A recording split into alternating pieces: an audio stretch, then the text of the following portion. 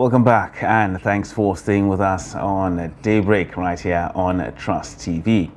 Now, something interesting is happening. Four eminent Nigerians will, on Thursday in Abuja, evaluate the areas that the top contenders for the presidency in the 2023 general elections have so far listed as their priorities, and of course propose what they feel the next president of Nigeria should focus on to positively transform the country. Now, the annual Daily Trust Dialogue is part of the Media Trust Limited's contributions to stimulating discussions by Nigerians and fellow Africans towards enhancing national and indeed African integration and cohesion, which are also crucial for the sustainable socio-political growth and economic development of Nigeria and the African continent at large. Now, since 2002, Media Trust has hosted the annual public lecture series to discuss topical issues on various aspects of governance. Now, the series of dialogues had been attended by past heads of government, the leadership of the National Assembly, as well as captains of commerce and industry, aside members of the diplomatic corps. Now, this year's edition has the theme interrogating the 2023 presidential agenda. And we have in the studio Media Trust Group Director Manir Ali in the studio right here with us to preview the dialogue scheduled for tomorrow. Good morning and welcome to Daybreak. Good morning. All right. So the Daily Trust Dialogue coming up tomorrow, and it's going to be, the theme is talking about the presidential 2023 presidential agenda. How important is this dialogue coming at this moment? Well, usually the way it works is that as soon as the last edition of the dialogue happens, we start planning for the next one. And when we were planning for this particular one, we thought that the election is crucial for the year. And so you have to plan something around it. Initially, it was to invite the presidential candidate, but we saw how busy they were and also how they keep turning down invitations to appear at different forums. They are selecting, picking and choosing where they go. So that is why we said, why don't we have a panel that interrogates all that they've been saying, all the claims that they've been dishing out to Nigeria, we'll do this, we'll do that. You remember there's the fabled example of a politician going to some village that he will put up a pump that will be dishing out furada nono exactly. Out of it. So there is that season. It's the season when politicians make all sorts of promises. So our own job, we thought, is to interrogate, ask questions. Do all the claims add up? And how possible? Where are they going to get the resources to be able to execute this? So that is why you have this panelist who will now look at the different aspects of what the different candidates, especially the major ones, have been making. Certainly this is not the first, it's not the second of the Daily Trust Dialogue. It's the 20th edition that we've seen, and this will not be the first time that the dialogue will be engaging in such discussions, especially as it relates to elections and the rest of them. Do you find anything strikingly different from previous ones that we've had and this particular one at this moment? Well, in a way you will say it's more of a continuum. It's more of a continuation of the theme, because you find that there are some key elements. It's either about democracy, the different aspect of it, whether it's the politicians' contest for election, the conduct of the election itself, or issues to do with the economy, or issues to do with security. I just looked at the different topics we've had over the last nearly 20 years, and I saw that the theme were always related. Even when we invited the late Ghanaian leader, Flight Lieutenant Jerry Rawlings, to come to Nigeria, it was about democracy in Africa.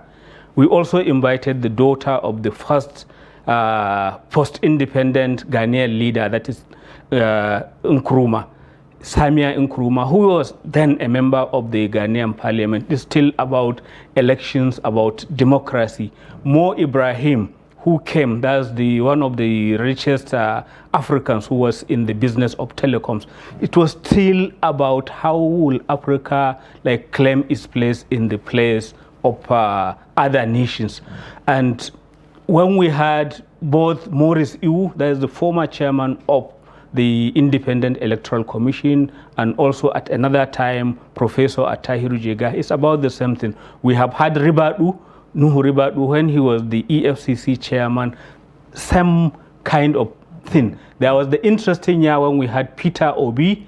Aminu Bello Masari then was speaker. Peter Obi was the governor of his own state of Anambra. And there was a third person who was also much in the political limelight. So it was about, largely it's been about the economy, democracy, security. In terms of the dynamics, however, of the Nigeria's politics and democracy between then and now, are there certain changes that that you are probably going to be looking at as well?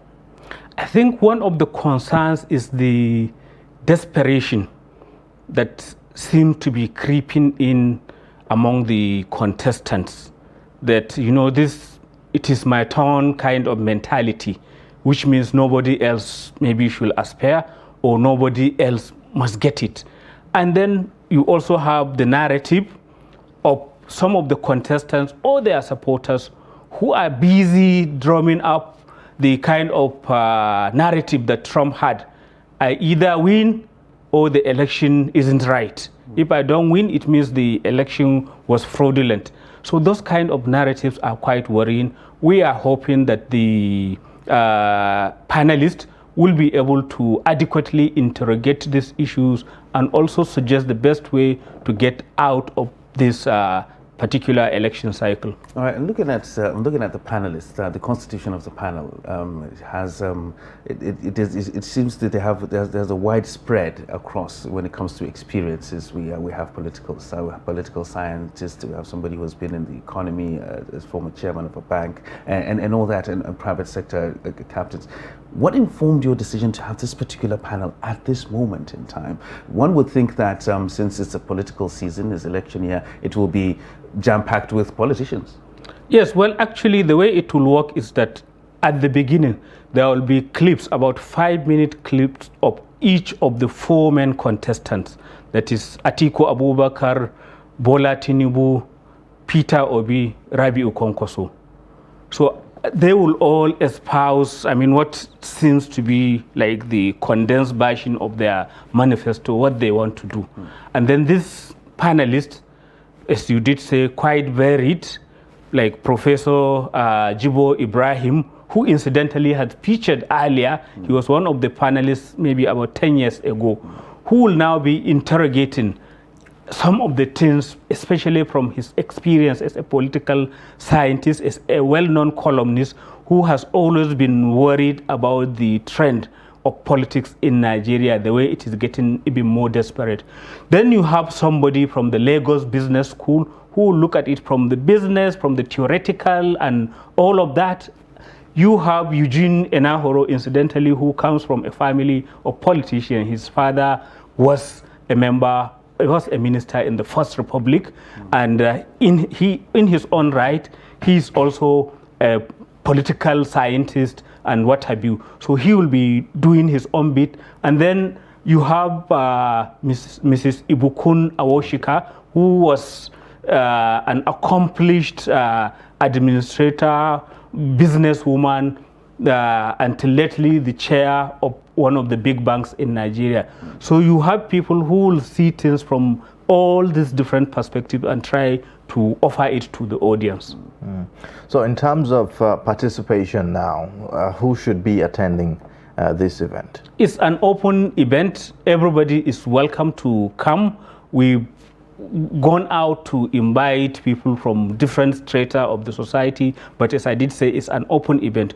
We took the trouble of even inviting younger people, like from the universities around Abuja, so that they could come and begin to see up close what all these promises by politicians are from the perspective of people who may have dealt with them several election cycles over. Because mind you, a lot of the young people will be voting for the first time, and some of them, they just take things on their face value. So these experienced people will be able to help them understand what the issues are and what the right questions ought to be to these politicians before you make your own decision on whatever it is that you want to vote for. So before we go, let's look at the series in its entirety, not just the one in particular. We've been, just like we mentioned earlier, we've seen like this is like the 20th that we're talking about, so it's been going on for a very long time. Definitely, you must be doing something right to be doing it over and over again. What can you say has been the major impact of these series that we've been having for all this while? I think the major contribution it may have had is on policy and public discourse within the country. It's trying to help to elevate the level of discussion so that it's not about maybe sectionalism, about religious matters, about a lot of the surface things that we tend to waste a lot of energy on, because we bring quality audience in addition to the quality panelists and speakers.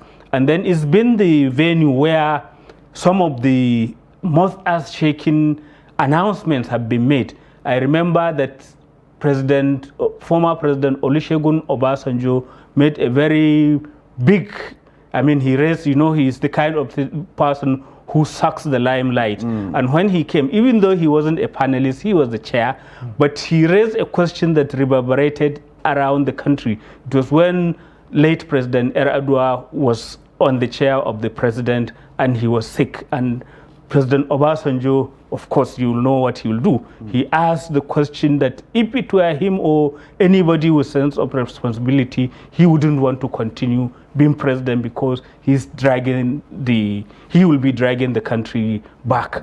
And there've been quite a number. Even Morris, you remember he was the one who did what was being referred pejoratively as the Wuru election. So he was reluctant to come because he was wondering, are these guys laying an ambush for me? But we managed to convince him to come, and when he did come, he gave his own version of things and what have you, and we thought that it helped to elevate the conversation, especially because you heard from the main guy who was in charge of that particular election cycle. When Winnie Mandela, the late wife of late Nelson Mandela, also came, she spoke about politics. She spoke alongside Naja'atu Mohammed, who currently is in the news again for quitting one party for another. So they were there, and that was when Samia, that's the daughter of Nkrumah, paired up with them. So the three of them were the panelists in that particular edition of the dialogue. And we feel that at least we're helping to begin some honest discussion about the country, some alternative views about the way things could be, other than maybe just the version of the sitting government or the current set of politicians. All right. Well, thank you so much, Director, Media Trust Group, Malam Manir Dang Ali, joining us to shed light on the Daily Trust Dialogue, which is coming up tomorrow, the 20th. Like you heard from him, it's open to everyone. If you are available, you can join, and it's going to be live streamed as well on Trust TV, as well as our YouTube channel, and also across other social media platforms of Trust TV and the Daily Trust. So you'll be doing yourself good to join the conversation. That's where we end the show. Thank you again for coming. Thank you, Ayuba. All right, that's where we end the show for today. Join us again tomorrow for on the morning show. I am Ayuba Ilya. Well, thank you for being part of the conversation on Daybreak right here on Trust TV. Why don't we do this all again tomorrow? I am Ibrahim Yusuf.